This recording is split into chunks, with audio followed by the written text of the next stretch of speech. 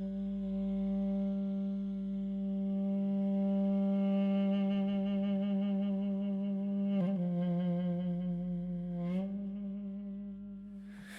дорогие любители дудука, это снова Каруна. Наконец я записываю мое следующее видео после длительного перерыва. Невралгия лицевая, из-за которой я перестал записывать видео и играть, все еще не прошла, но уже мне получше, и я уже потихоньку начинаю поигрывать на дудуке, по несколько минут в день как минимум. И под это дело я заказал себе лично парочку тростей от одного из армянских мастеров. Зовут его Аргишти Варданян, он живет в Анадзоре. Это такая довольно горная местность в Армении. То есть большинство мастеров все живут в Ереване, вот он живет в другом месте, в месте более прохладном и более влажном, что, на мой взгляд, для нас, живущих не в Армении и в основном не в сухом и не в теплом климате, это только на пользу, потому что он делает камыши, исходя из его климата. Это значит, что его более влажный и прохладный климат для нас, для всех людей, живущих на Западе, подходит, я бы сказал, больше. Я не так давно с ним начал работать и стал предлагать его камыши. И вам советую попробовать. Вот, обращайтесь, если что. И для этого я, естественно, взял себе лично парочку из таких камышей, попробовать, как они себя ведут, что из себя представляют. Вот видите, выглядят они вот так. На них есть клеймо. Я так понимаю, это, наверное, Арарат или просто горы. Вот. Чем они еще примечательны? Сзади у них есть такая прорезь на хомуте, которая означает его позицию на задней стороне камыша. Вот здесь не на передней, а на задней. Ну и все. И, наверное, то, что эти трости отличаются от моих прочих тростей, у меня разные есть от Армана Степаняна, от Ванессы Худовердяна, от Армена Григоряна. В общем, у меня есть разные. И камыши от Аргишти, они немного короче. Вот и все.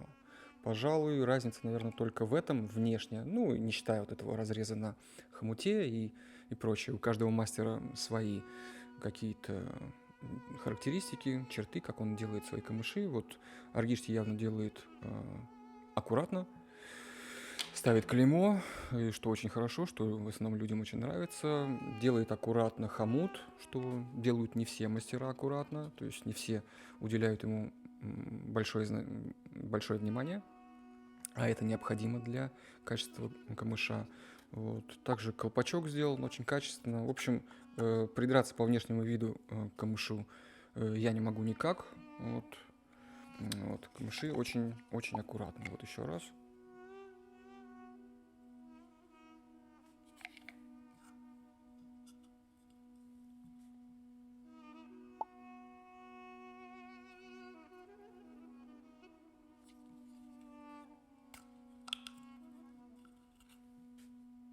Аккуратно сделаны губы камыша, без всяких заусенцев, все очень ровно, четко. Я уже их попробовал здесь, я сейчас нахожусь в довольно влажном климате, я нахожусь недалеко от Красной Поляны, недалеко от Сочей, то есть здесь теплее, чем вот у меня в Москве. Ну, сейчас весна, и, в принципе, это место, оно очень-очень влажное, если так смотреть по климатическим зонам России. И я попробовал эти камыши, и ведут себя они хорошо.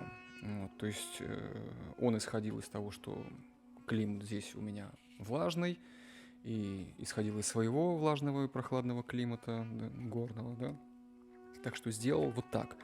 То есть он, в принципе, делает камыши, как он сказал, которые влагу любят. Любят в том смысле, что для того, чтобы их открыть, всякий раз я использую воду, и для того, чтобы звук у них пошел нормальный, дыхания обычно не хватает, то есть нужно использовать воду для них. Делает он это нарочно, для того, чтобы во время игры камыши не начали набирать больше влаги, чем необходимо, и не начали открываться слишком сильно, то есть чтобы их звук не начинал портиться. К сожалению, часто бывает такое, что мастера камышей либо имеют такой материал, либо так его готовят, что камыши воду любят не очень. В том смысле, что они воды набирают много во время игры, но звук их портится очень существенно. То есть и когда ты начинаешь играть, вроде звук ничего, но через 10 минут игры он становится существенно более глухим, таким неповоротливым, камыш плохо слушается, плохо реагирует, и какой-то звук такой неяркий происходит. Вот с этими камышами пока у меня таких наблюдений нет, к счастью. То есть они любят влагу на начальном этапе, то есть на этапе подготовки, их нужно открывать водой, и во время игры они не сильно ее набирают. То это прям вот мне очень понравилось у них. Он делает их немножко более высокими в самом начале. Ну, в принципе, так стараются делать все мастера, потому что, как известно, в процессе игры, во время игры, через там какое-то количество месяцев или лет, камыши довольно сильно могут просесть по звуку, по высоте тона и опуститься. И тогда уже вы ничего не сможете с ними сделать, кроме как попытаться отмотать какое-то количество ниток. Я вот уже вижу, что Аргештин намотал довольно много ниток, то есть он специально их немножечко попытался понизить. То есть он их делает повыше, чтобы они опускались потихоньку. В любом случае, я, наверное, буду использовать небольшой клочок бумаги для того, чтобы их еще понизить, но в принципе уже можно играть и без этого. При изготовлении камышей, может, вы слышали об этом, может быть, нет, мастера вываривают их в масле. То есть они берут масло, я точно не знаю какое, может, льняное, наверное, вряд ли, наверное, рафинированное, и варят камыши в этом масле. Вот в зависимости от количества этого масла, от того, сколько времени там они варятся, и от качества самого масла, и получается соответствующий результат. Либо камыши там больше набирают влаги, либо меньше, то есть больше они любят воду, меньше любят воду. А также еще от степени и от качества обжарки очень много зависит, вот от того, как ведет себя камыш в будущем во время игры. То есть до сих пор мастера стараются использовать для обжарки мягкий способ при помощи керосиновой лампы. То есть если используется какой-то другой метод, например, газ, то обжарка происходит такая более агрессивная, и камыш потом себя ведет хуже. Вот Аргишти он делает по старинке, то есть он берет керосиновую лампу и обжаривает камыш на ней. Давайте я вам покажу звук, чтобы нам сразу к делу перейти. Много я играть не буду, потому что все еще болит. Но немножко я смогу вам показать. Вот я беру первый камыш, дудук от МКС, Карена Мукояна. Так, сразу заматываю бумажку и посмотрим с бумажкой. Может быть, даже придется ее отмотать. Посмотрим сейчас.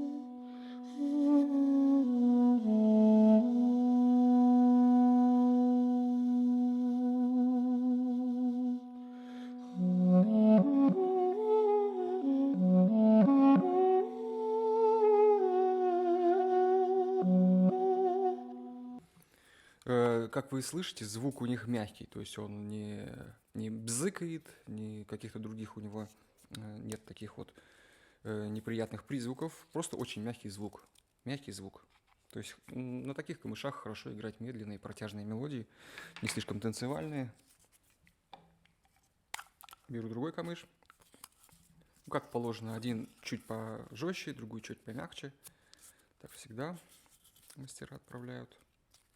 Также будет и вам, если вы закажете пару камышей. То есть всегда один камыш чуть-чуть мягче.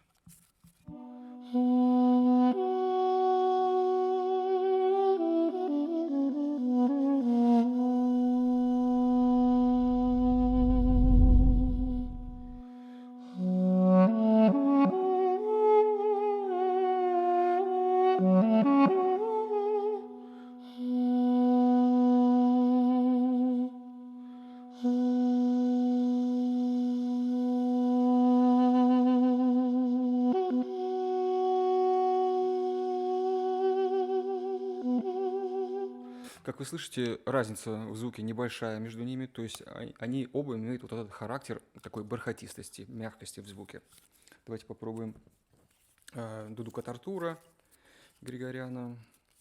Вот. Они у меня примерно одинаковые. Артур, наверное, чуть там на 10 центов повыше по высоте тона, но как вот поведут себя камыши? То есть у мастера дудука Артура не было для настройки, он настраивал либо на МКС, либо на Севаде, я думаю.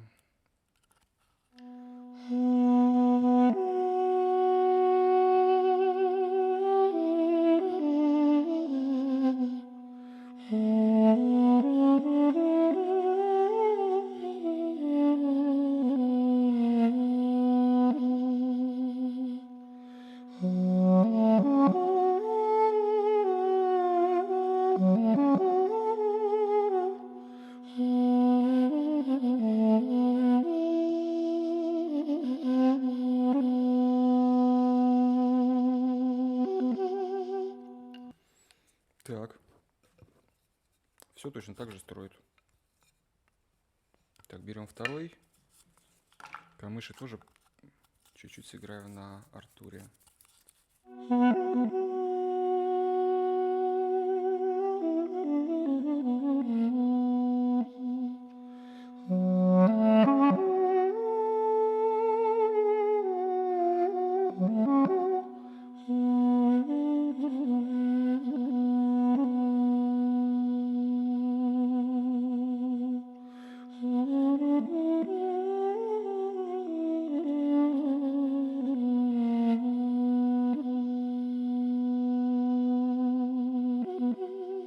Как вы видите, все строит, то есть делает он более-менее классический, я так понимаю.